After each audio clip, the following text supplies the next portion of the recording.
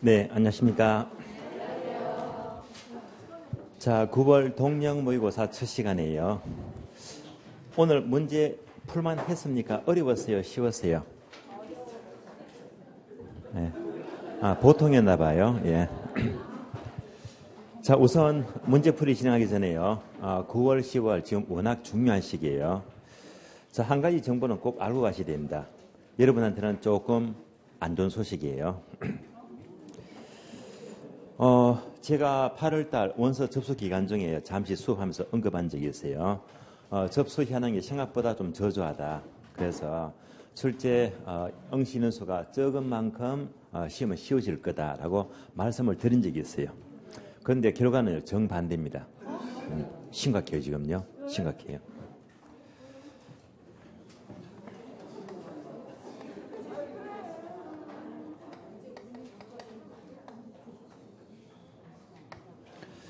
자, 접수 현황자로 제가 들고 왔어요. 그래서 작년 2017년입니다. 17년 응시자 수가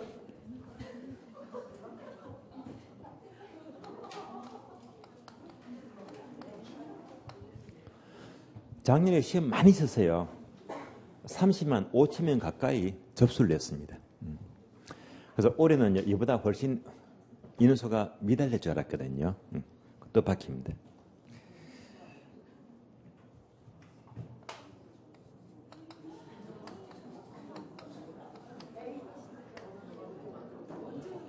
파기수입니다. 33만 8,943명입니다. 접수가요. 자, 얼마 증가했느냐? 증가폭입니다.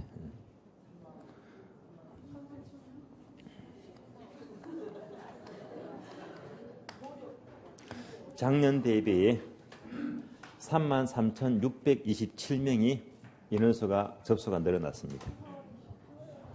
자, 꼭 명심해야 됩니다. 이거 모르는 사람 굉장히 많습니다. 여러분이니까 아는 거예요.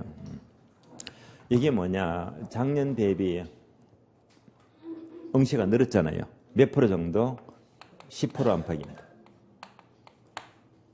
이거 심각한 거예요. 그래서 결론. 자, 이 접수 현황 보더라도 올해 시험은요, 접수가 너무 많습니다. 조금 들어가요. 작년 대비 10% 이상은 어려워집니다. 결론, 작년 시보다 쉬울 수가 없어요.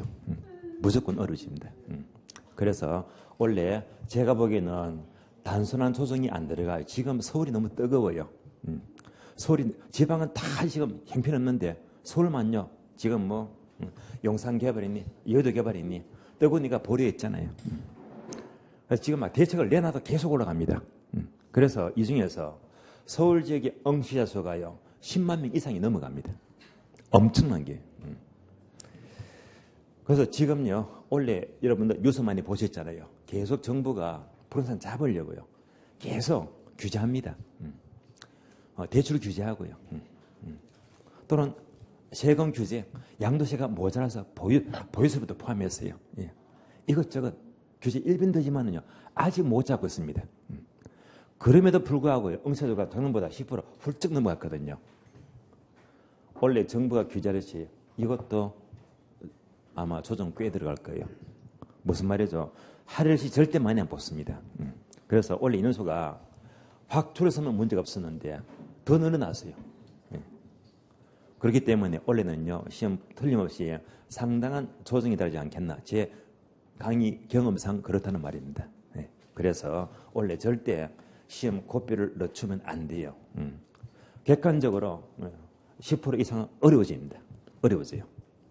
그래서 작년처럼요. 작년에 학교는 어려웠어요. 민법 쉬웠어요. 상대적으로. 올해는 오히려 두 과목 다 어렵게 만들 수가 있어요.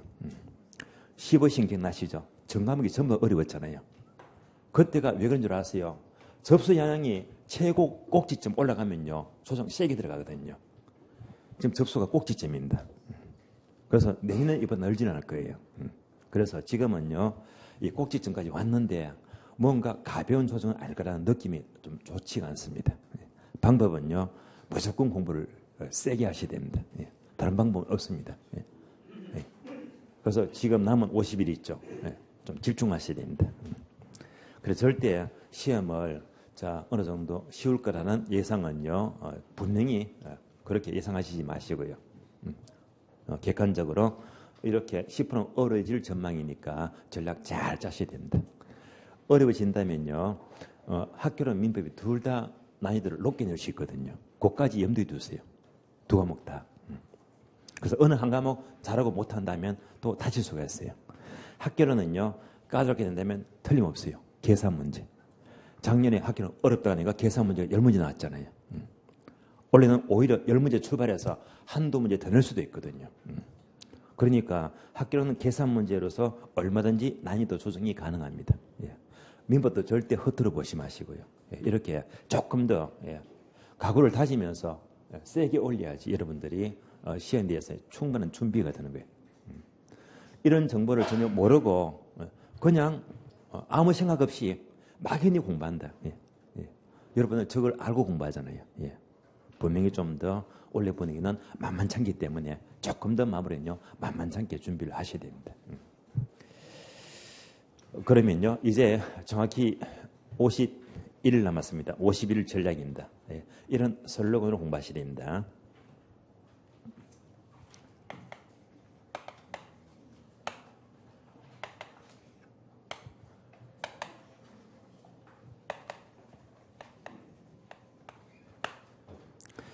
자, 지금부터 50일간 예배가 없습니다. 무조건 11, 9, 6 원칙으로 공부를 하셔야 됩니다.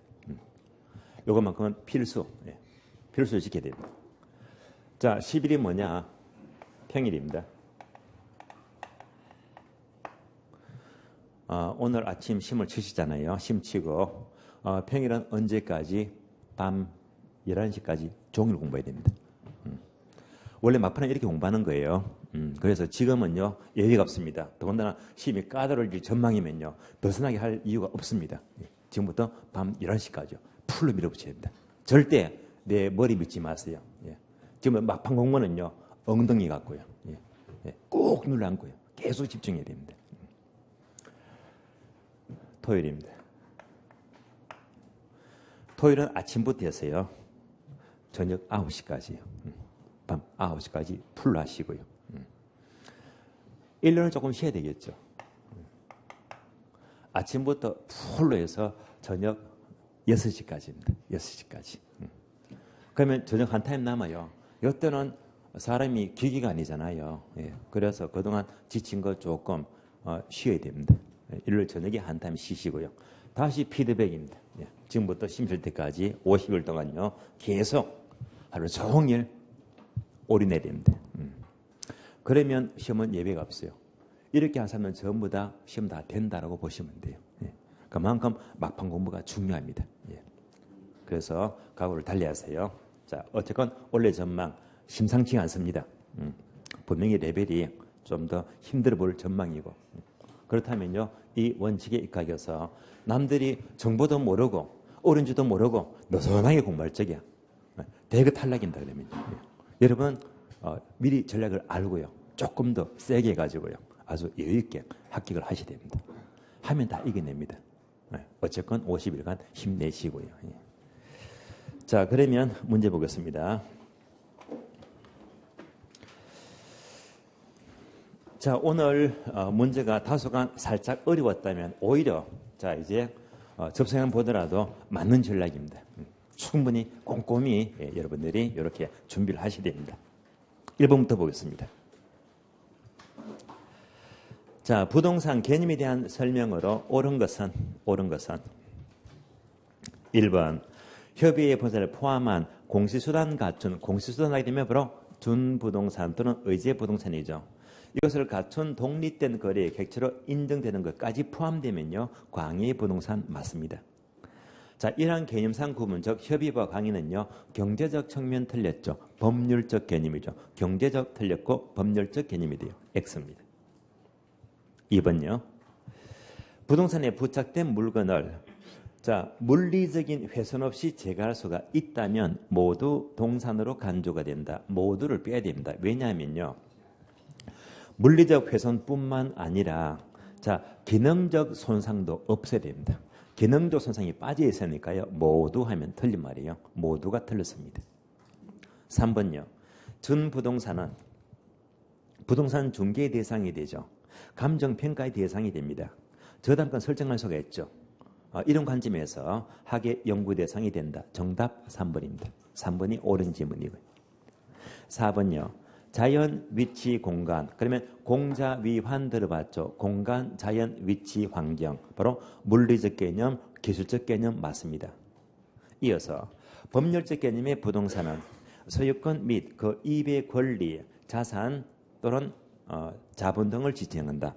자, 권리는 법률적 개념은 맞지만은요, 자산과 자본이 틀렸죠. 자산과 자본은 경제적 개념이죠. 얘가 틀렸죠. X입니다. 5번요. 토지에 정착되어 있지만 매년 경작 노력을 요하지 않는 나무나 단연생 식물은 부동산 정착물로 간주된다고 했죠. 간주된다면 당연히 중개 대상도 된다. 둘 다 된다, 된다로 고쳐야 됩니다. 옳은 것은 정답 3번이죠. 문제 2번 봅니다. 부동산 용어에 관한 설명으로서 가장 옳은 것은 무엇입니다? 옳은 것은 1번. 택지는 부지를 포함하는 개념이다. 자, 이상하죠. 택지는 뭡니까? 주상공 세 가지죠. 주상공 세 가지가 택지가 되고요. 부지는요, 주상공에다가 기타 모든 바닥 토지, 그러니까 하천 부지, 도로 부지, 철도 부지까지도 포함이 돼요. 단어가 바뀌었죠. 부지가 택지를 포함하는 개념이 돼요. 틀렸습니다. 2번요. 다중주택, 다가구주택, 다세대주택은 단독주택으로 분류가 된다. 아니죠. 다중주택이나 다가구까지는 단독주택이지만 다세대주택은 공동주택이죠. 다세대주택이 틀렸습니다. X입니다.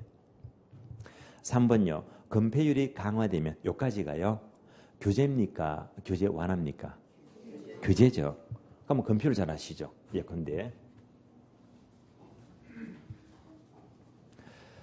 자, 어떤 건폐율이 70%다. 100분의 70입니다. 전체 면적 가운데 70%를 건물 지을 수가 있잖아요. 그럼 이것을 규제하게 되면요. 100분의 50이 돼요. 50밖에 건축물을 지을 수가 없다. 이렇게 건폐율을 강화합니다. 그러면 이제 요것 빼고 나머지가 공지가 돼요. 공지가 얼마가 되겠지? 나머지 30이 되면요. 얘는 공지가 50이 돼요. 그래서 건폐율을 규제하는 만큼 공지 면적은 늘어납니다. 맞는 말이죠? 그래서 건폐율이 강화되는 만큼 공지 면적은 증가한다. 정답 3번입니다. 4번요. 일반적으로 건부지는 건부 정가가 아니죠. 건부 감가죠. 그래서 원칙적으로 건부 감가가 발생하죠. 틀렸고. 5번요. 하나의 지분이 붙는 토지의 등록 단위는요. 획지가 아니고 필지죠. 필지. 옳은 것은 정답 3번입니다. 이어서 문제 3번 볼게요. 정상적인 아파트 수요에 관한 설명이다. 틀린 것은. 자, 아파트 수요, 아파트 밑줄 하시고요. 얘가 뭐죠? 거제방. 거제방. 아파트 가격이 거제방 가격입니다. 따라서 1번. 아파트 가격 하락. 바로 거제방 가격이죠. 이렇게 해서 아파트 수요량이 증가하는 것은 수요량의 변화 맞습니다. 다른 말로 곡선상으로 이동하죠. 곡선상 이동 맞는 말입니다. 2번요. 아파트 가격이 상승할 것으로 예상되면요. 오른다고 예상하면 사직이 아주 가수요. 따라서 아파트 수요가 증가하면 우측으로 이동한다. 맞네요. 옵니다. 3번요. 소비 측면에서 대체제. 자, 대체제는 비례입니까? 반비례입니까? 비례죠. 따라서 대체제 가격이 상승하면 아파트 수요가 증가한다. 비례관계 맞죠? 옵니다. 4번요. 아파트 가격에 대해서 수요가 탄력적일 때 아파트 가격이 하락하면 아파트 수요량은 감소한다. 틀렸죠? 수요 법칙은 반비례 법칙이죠. 아파트 가격이 하락하면 반대로 수요량은 증가하잖아요. 따라서 4번 지문은요. 수요 법칙을 묻는 것이고 반비례 법칙이니까 틀렸습니다. 수요량은 증가합니다. 4번 틀렸고요. 5번. 인근 지역의 평균 소득이 감소하면요. 당연히 수요가 감소하죠. 그러면 수요 고수는 좌측으로 이동 맞는 말입니다. 정답 4번 틀렸고요. 문제 4번 보겠습니다. 부동산 수요와 공급에 관한 설명 중 가장 옳은 것은 무엇입니까?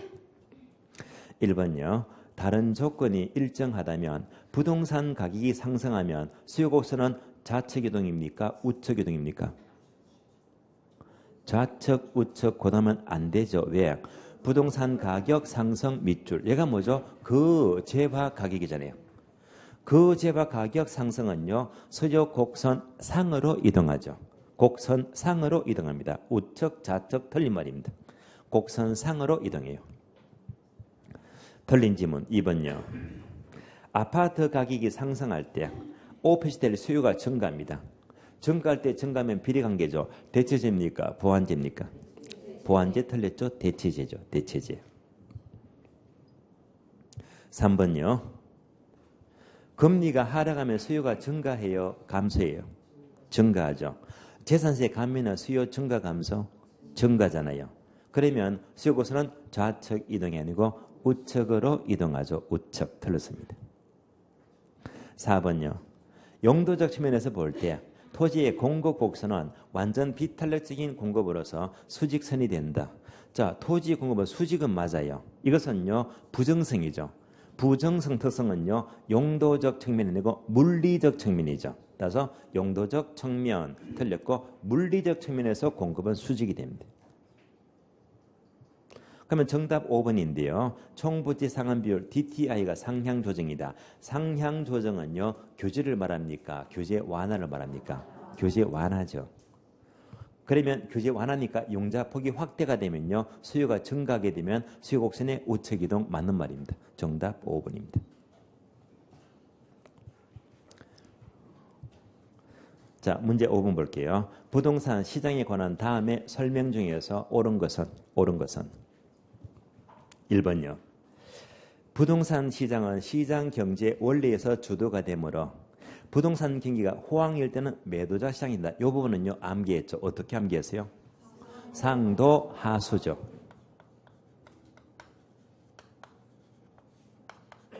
자, 상도 하수 암기했죠. 상도 상향 시장은 매도자를 중시하고요. 하수 하향 시장은 매수자를 중시한다. 요거 묻는 문장이 1번입니다. 따라서 경기가 호황이면 즉 상향이면 상도 매도자 중시가 맞습니다. 불경기면 즉 하향이면 하수 매수자 시장이다 맞습니다. 정답 1번입니다. 2번요. 부동산은 개별성이 강하기 때문에 상품별로 시장 조직화 가능하다. 조직화가 틀렸죠. B자가 빠졌죠. BBB 해서 비조직화. B자가 빠졌습니다. X. 3번요. 부동산 시장 특징 중에 하나는 특정 지역의 다수가 아니고 소수의 판매자죠. 또 다수가 아니고 소수의 구매자가 존재하죠. 다수를 소수로 바꿔야 되겠죠. 틀렸습니다. 4번요. 부동산 시장은 할당 효율적 시장은 될 수 없다가 아니고 될 수 있죠. 부동산도 초과인이 없다면 얼마든지 할당 효율적이 될 수가 있다는 말입니다. 틀렸고요. 5번. 부동산 시장은 강성 효율적 시장이 아니죠. 준자가 빠졌죠. 부동산 시장은 준강성까지의 효율적 시장입니다. 옳은 것은 정답 1번 되겠습니다. 이어서 문제 6번요. 다음에 열거한 내용 중에서 부동성에서 발생된 특징은 모두 몇 개인가? 부동성만 찾으면 되겠네요. 보기 지문 볼게요. A번요. 부동산 시장은 임대차 시장이 발달이 되었다. 어떤 특성이죠? 영속성 또는 내구성이죠. 영속성 해당 안 됩니다. B번요. 부동산 비교를 어렵게 하고 표준지 선정을 어렵게 하면 무슨 특성? 개별성이죠. 역시 해당되지가 않습니다. C번요. 집가고 현상의 근본적 원인은 무슨 특성? 부정성이죠. 따라서 부동성과 해당이 안 되겠네요. D번요. 활동은 국지성에 따라서 지역 분석이 필요하다. 무슨 특성? 부동성 맞죠. 부동성 때문에 활동은 국지적 활동이고 지역 분석이 필요하다. O입니다. 2번요. 토지의 이행과 전환을 가능케 하면 무슨 특성? 이행과 전환은요. 용도가 바뀌는 땅이죠. 그래서 용도의 다양성 때문이죠. 용도의 다양성 때문에 이행지와 전환지, 후보지가 가능합니다. 역시 해당이 안 됩니다. F번. 정의 외부 효과와 부의 외부가 뭐 때문에? 부동성 맞죠? 예. 부동성 때문에 외부 효과를 발생한다. 따라서 부동성은요, D번과 F번 두 가지죠. 정답 2번 두 개가 됩니다. 7번요. 자, 투자의 위험과 수익에 대한 설명으로 옳은 것은 1번요. 시장 이질의 상승. 여기까지가요. 피할 수 있는 겁니까? 피할 수 없는 겁니까? 피할 수가 없는 거죠. 자, 시장 이질이 상승한다. 원유값이 급등한다. 또는 투기가 극성을 부린다. 모두가 피할 수가 없는 거죠. 자, 그러니까 이런 것들은 모두가 빗자를 빼야 되겠죠. 체계적 위험을 증가시키겠죠. 피할 수 없는 위험은 체계적 위험을 가리킵니다. 틀렸고요. 2번요. 투자의 불확실성이 클수록 위험은 커지겠죠. 그러면 위험이 커진다면 투자자 요구 수익률은 작아진다가 아니고 높아지겠죠. 커진다. 3번요. 부동산 투자의 위험은 투자 행태의 변화로 인한 포트폴리오 위험은 있다, 없다? 없다고 했죠.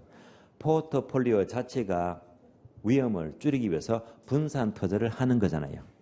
따라서 위험을 줄인 것이니까 포트폴리오 위험은 없다라고 봐야 됩니다. 기출문장이죠. 틀렸습니다. 4번요. 변이계수가 작은 투자는 변이계수 또 올려볼까요? 변이계수.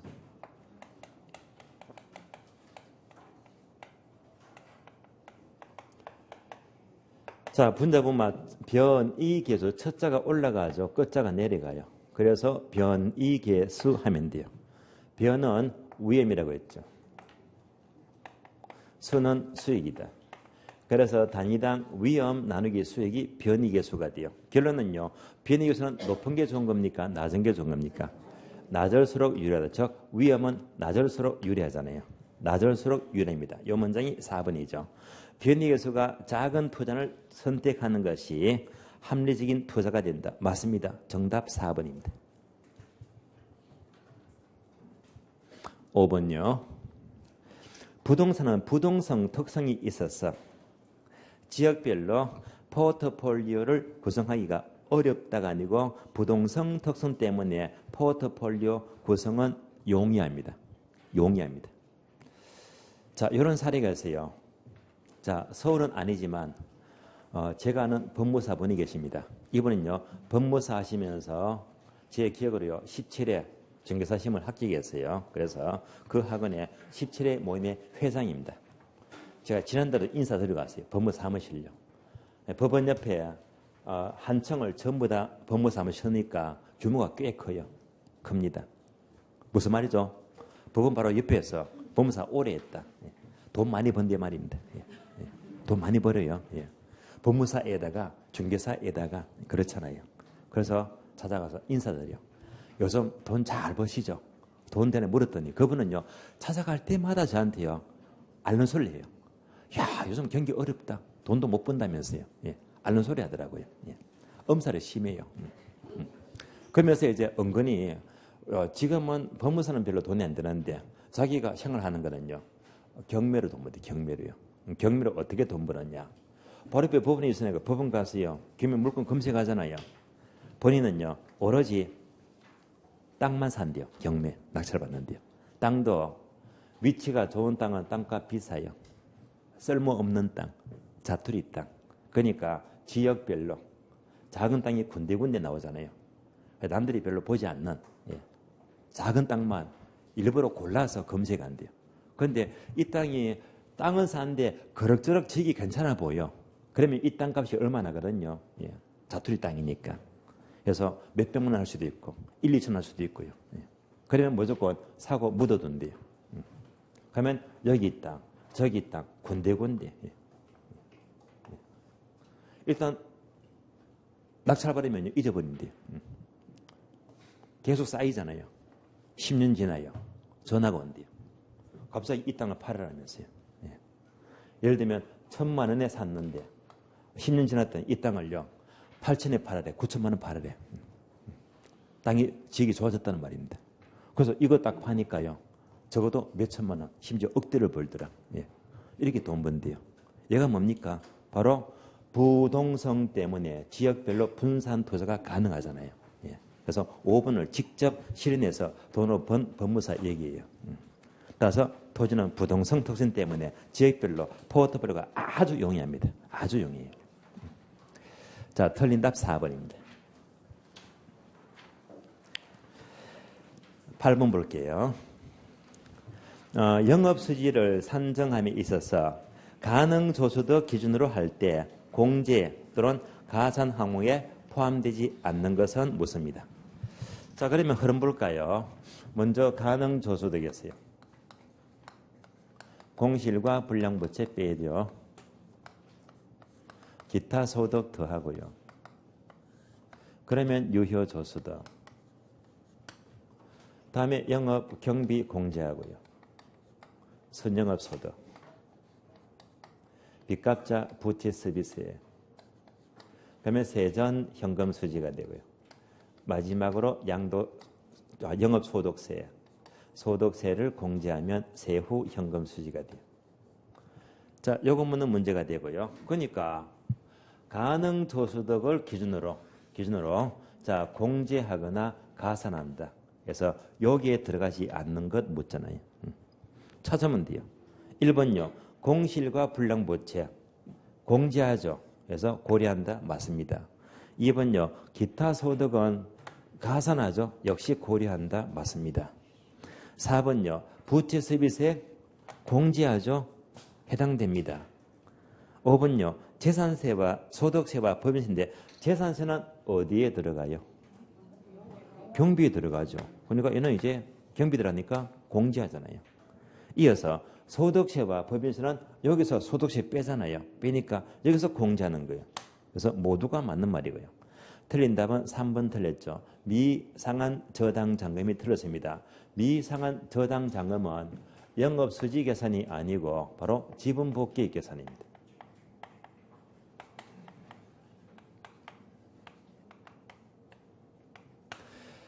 자, 처분할 때 지분복귀 계산에서요.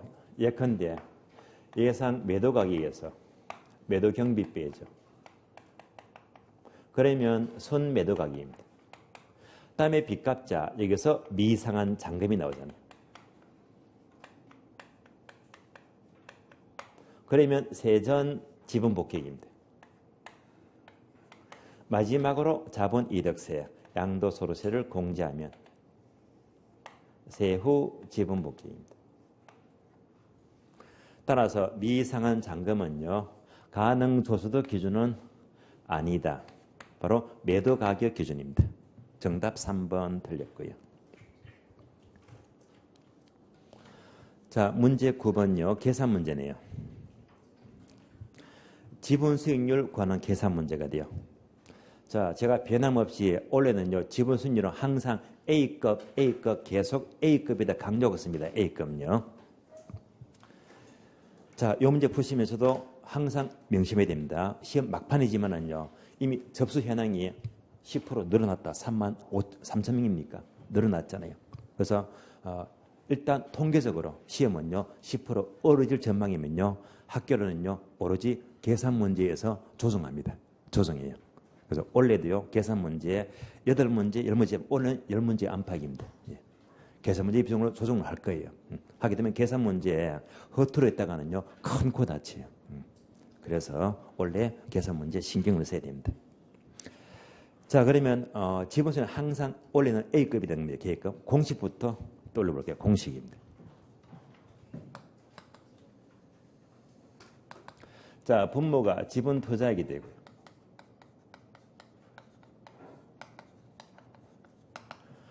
다음에 전체 순수익에서 이자 비용입니다. 그리고 가격 상승 고려하죠.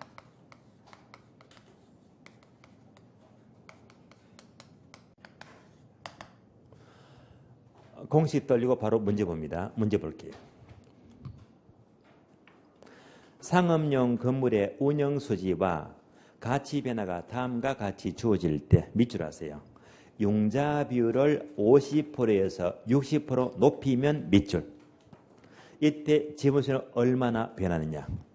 자, 융자 비율 얼마에서 얼마? 50%에서 60%예요. 융자 비율이 50%가 돼요.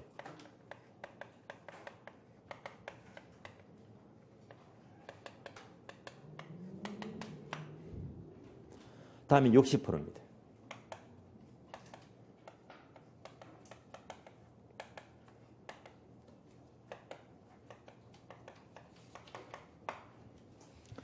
이렇게 대부비율이 높아지면요, 지분수가 얼마만큼 변하느냐. 목차 2개 만들어주고요. 항상 이면적으로 여기까지 연결이 됩니다.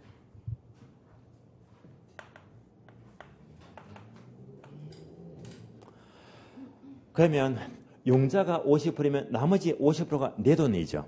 뭐 지분비율입니다. 몇 프로? 50%. 계속해서 용자가 60%면 내 돈 지분은 몇 프로가 돼요? 40%. 이걸 먼저 떠올려야 됩니다.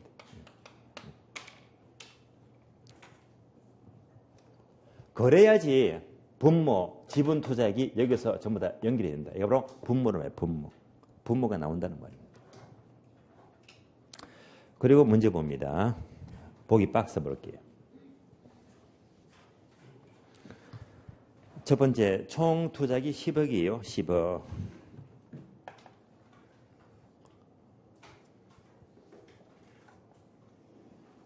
자, 총 투자액이 10억이면 다시 분석합니다. 총 10억이면 용자가 몇 억? 5억이죠. 50%니까. 지분이 몇 억? 5억입니다. 합해서 얼마? 10억 나오잖아요. 다시 총 10억인데 용자가 60%면 몇 억? 6억. 지분은 몇 억? 4억입니다. 그래서 항상 이렇게 용자와 지분을 구분했잖아요. 그럼 다 푼 거예요, 이제. 두 번째예요. 순영업 소득이 4천만원입니다.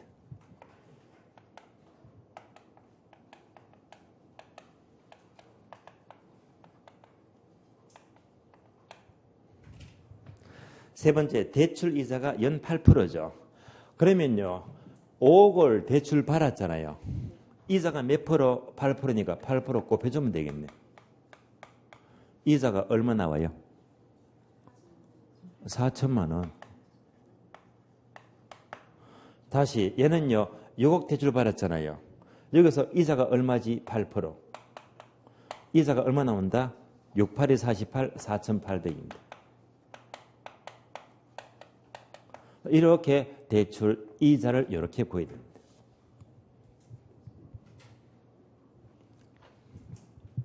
마지막으로 연간 가격 상승은요 2천만 원입니다.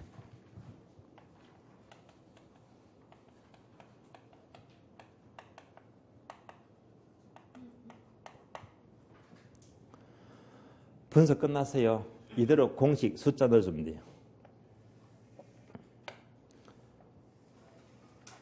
자, 분모가 지분 투자액이니까 얘는 지분이 얼마? 5억이잖아요. 얘는 지분이 얼마? 4억.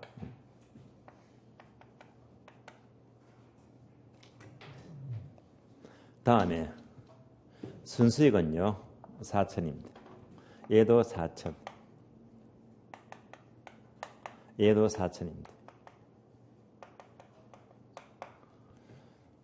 다음에 이자 빼자. 이자가 얼마예요? 4천만 원. 이자가 얼마예요? 4,800입니다.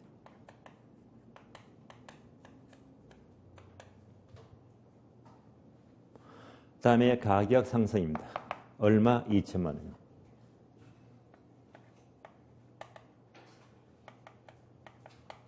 가격 상승 2천입니다.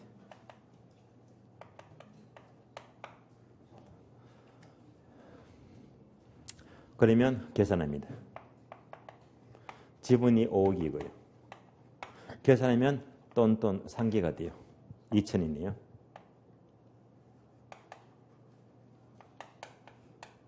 5, 4, 20, 몇 프로? 4%입니다.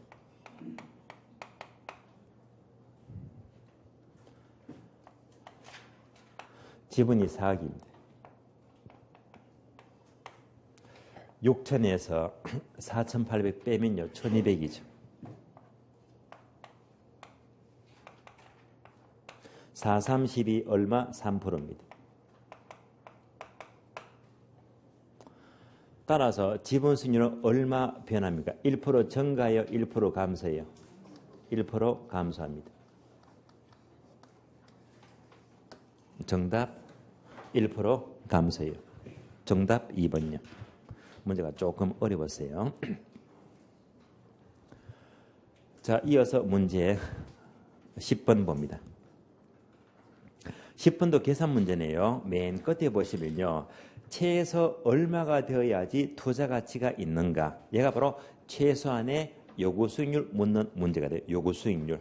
그러면 요구 수익률 공식 잘 아시잖아요.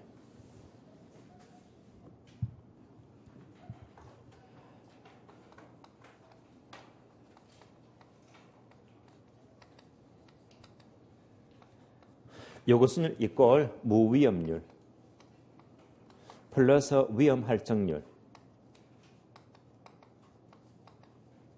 플러스 예상 인플레이션율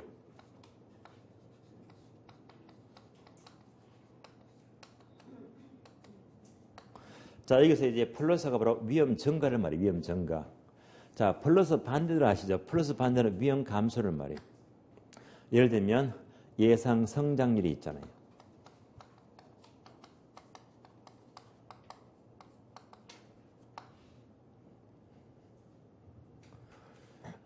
자, 그럼 요즘 의정부 위에 파주돌이 막 뜨고 있잖아요. 왜 뜹니까? 예. 북한 핵 문제가 해결되고 있으니까. 예. 북한 위험이 감소가 되었잖아요. 그러니까 이제 파주 쪽이 북핵 위험이 이제 없어지니까 점점 땅값 올라가죠. 뭡니까? 그 지역이 개발된다, 성장한다 말입니다. 어느 지역이 성장한다면요, 그만큼 뭐 가격 올라가겠지요. 지역이 성장되는 만큼 가격 올라간다. 성장하는 만큼 가격은 상승한대요. 이 말이나 가격 상승률이나 같은 말입니다. 어느 지역이 성장하니까 가격이 오른다는 말입니다. 위험 감소가 돼요. 예를 묻는 것이 몇 번? 10번입니다. 10번 자본시장에서 이자율이 연 6%이다. 무위험률이죠. 얘가 6%가 되고요.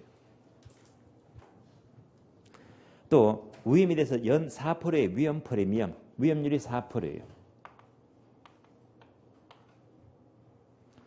이어서 예상 물가 상승률은 3%네요. 예상 인플레 3%. 이어서 매년 2%씩 가격이 상승한대요. 가격 상승은요, 예상 성적 같은 맥락이죠. 위험 감소요. 가격 상승 2%. 얼마가 돼요? 11%죠. 정답 11%예요. 정답 5번입니다. 11번 보겠습니다. 토지 정책에 관한 설명이다. 옳은 것은 최근 시험은요, 최근 3년간 이런 정책 흐름을요, 계속 안 빠지고 나오고 또 나왔습니다. 본 문제는요, 26, 27, 28. 자, 세 번 계속 나온 거 좋은 지만 모아가지고 전부 다 섞어 놓은 거예요. 그래서 5개 지문이 모두가 최근 기출문장입니다. 옳은 것은. 1번요. 토지 정책 수단 중에서 토지 수용, 도시 재개발, 보조금 지급은 직접 개입이다. 뭐가 틀렸죠? 보조금 지급은 간접 개입이죠. 간접 개입. 보조금 틀렸습니다. X. 2번요. 토지 선매란 토지거래 허가구역 내에서 토지거래 허가 신청이 있을 때 공익을 위하여 사적 거래에 우선하여 국가, 지자체 또는 LH공사 등이 그 토지를 우선적으로 매수할 수 있는 제도다. 바로 맞습니다. 정답 2번인데요. 토지 선매는요, 다시 말하면 자, 공적인 주체가 우선적으로 토지를 매수할 수 있는 권리 말이에요. 무슨 권리? 우선적 매수가 돼요.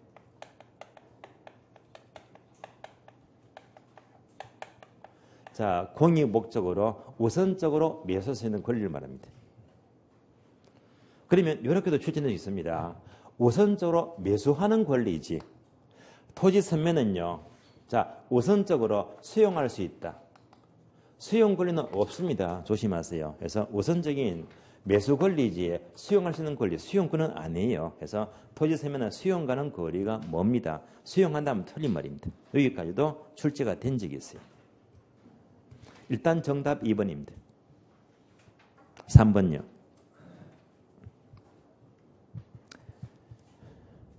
공공토지 비축 법령상 비축토지는 각 지자체에서 직접 관리하기 때문에 관리 효율성을 기대할 수가 있다. 어디가 이상하죠?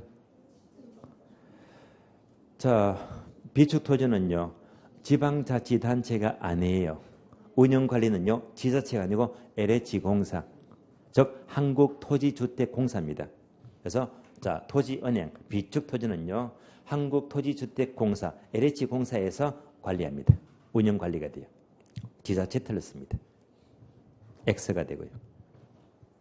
4번요.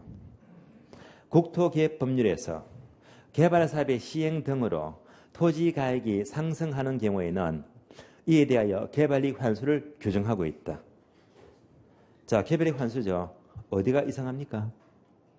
개발이익 환수를 규정하는 법은요, 국토개혁법이 아니에요.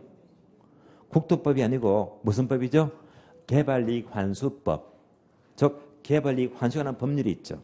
예, 따라서 개발이익 환수하는 법률에서 개발이익 환수를 규정합니다. 국토기획법 틀렸습니다. 그래서 개발이익 환수법이 돼요. 자, 국토기획법 틀렸습니다. 5번요. 토지 적성 평가 제도는 미개발 토지를 토지 이용객에 따라서 구획 정리하고 기반 시설을 갖춤으로써 이용 가치가 높은 토지로 전환시키는 제도이다. 자, 뭔가 좀 안 맞아요. 자, 얘는요, 토지 적성 평가 제도가 아니고요. 자, 문장에서 힌트를 주고 있잖아요.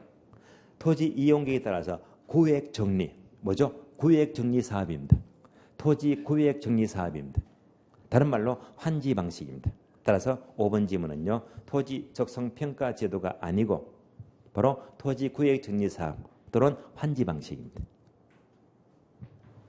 그러면 토지 적성 평가는 어디서 씁니까? 토지 적성 평가. 얘는요, 특히 관리지요.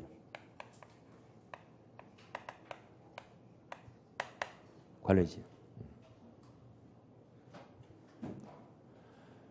제가 지난달에 땅값의 비밀이라는 책이었어요. 책이 400페이지가 넘어갑니다. 땅값이 되었어요. 그거 보니까 토지에 관한 모든 내용들은 전부 다 집어넣더라고요. 그거 보면서 상당히 시간도 걸렸고요. 또 이제 토지의 어떤 비밀을 많이 알게 됐는데요. 이때 이제 그 책에서도 토지조성 평가제도 나오더라고요. 그 책에 의하면 바로 관리적입니다. 보생계 세 가지가 있죠. 계생보. 그래서 계획관리지역, 생산관리지역, 보전관리지역 세 가지잖아요. 이때 관리지역을 지정할 때 등급맥이 얼마? 1등급에서 5등급입니다. 따라서 관리지역을 이렇게 등급별로 구분해서 이제 계생보 땅값 지정하거든요. 요거 매길 때 뭐가 필요하다? 바로 토지 적성 평가 제도입니다. 따라서 토지 적성 평가 제도는 관리지에서 등급 매길 때 바로 적성 평가 제도가 필요하더라라는 말입니다. 의미가 맞지가 않습니다. 자, 옳은 것은 정답 2번 되겠어요. 2번입니다. 12번요. 임대료 규제를 묻습니다. 임대료 규제에 대한 효과로서 틀린 것은 묻는데요. 그러면 임대료 규제만 나왔다면 가능한 이 그림을 떠올리고 문제를 푸셔야 됩니다.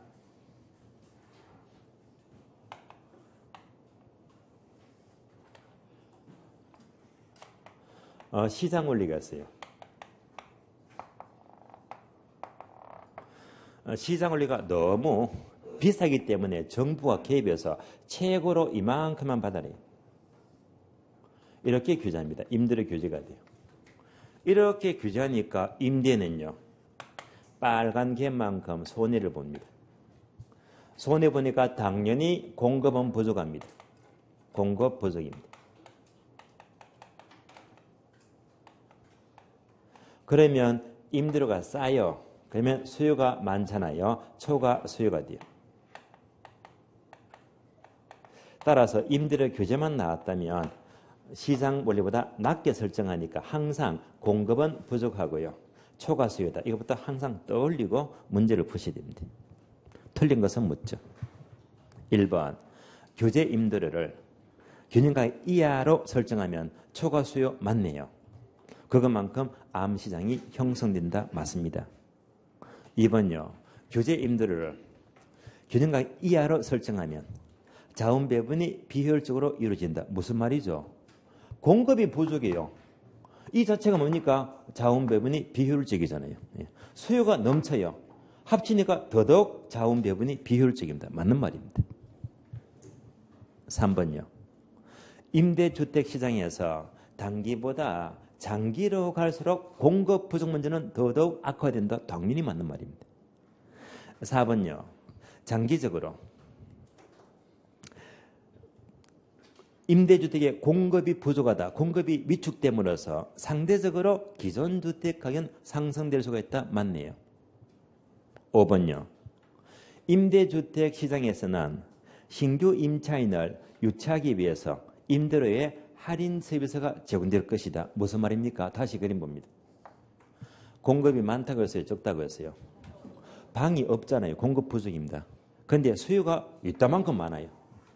결국 이 사람들이 방 구하기가 쉽다 어렵다? 어렵잖아요. 그러니까 이 임대인들은요. 임차를 유치할 필요가 전혀 없습니다. 방이 늘 부족하니까. 그러니까 유치한다 틀렸습니다. 유치할 필요가 없는 거예요. 유치할 필요도 없거니와 이때 방어되면요. 이만큼 웃돈 거래 올라가잖아요.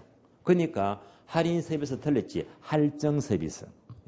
할증 서비스입니다.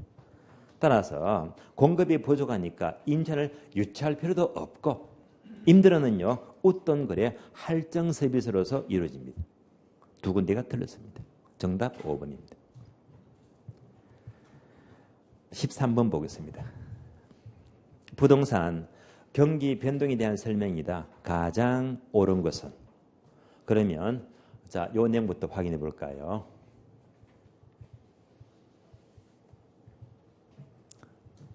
일반 경기가 있어요.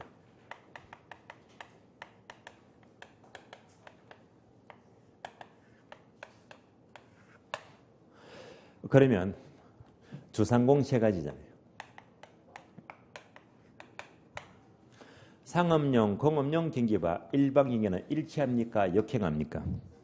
일치하죠. 다른 말로 동시순환적입니다. 주거용 경기와 일반 경기는 일치한다, 역행한다? 거꾸로 움직이죠. 역순환적. 요거 묻는 겁니다. 다시 상업용, 공업용끼리는 일치한다, 역행한다? 일치하죠. 주거용과 상업용, 주거용과 공업용은요 일치한다, 역행한다? 역행한다. 이런 모든 관계를 묻는 겁니다. 자, 그래서 1번 상업용, 공업용 경기는 일반 경기와 역순환적 틀렸죠. 일치 틀렸고요. 2번 주거용 경기는 일반 경기와 일치한다 틀렸지. 역행하죠. 역순환적. 역순환적입니다. 3번요. 일반 경기가 호황일 때 주택 부분에 대한 투자가 증가되면서 착공량은 늘어난다. 자, 3번은 뭐냐? 일반 경기가 호황이죠. 일반 경기와 주택 부문은 주거용 경기를 말해요. 그러니까 일반 경기가 호황일 때 주택 부문은 주거이니까 무슨 관계? 일반적으로 역순환적. 반대로 움직이잖아요. 그러면 투자가 증가 틀렸지. 일반 경기가 호황이면요. 주거용은 역순환적이니까 거꾸로 투자는 감소가 되고요. 착공량은 늘어난다는 줄어듭니다. 이유가 뭐 때문에? 일반 경기와 주거용은 역순환적 관계니까 반대로 움직이지. 틀렸습니다. 4번요. 일반적으로 주식시장 경기는 일반 경기보다 빨리 나타나죠. 전순환적입니다. 부동산 경기는 일반 경기보다 뒤늦게 나타나죠. 후순환적입니다. 틀렸고요. 정답 5번이며 부동산 가격이 상승하는 경우에 경기가 좋다고 말하는 것은 이론적으로 옳지 않다고 볼 수 있다. 이론적으로 틀린 말이죠. 정답 5번입니다. 이 내용 아시죠? 자, 부동산 경기가 있어요.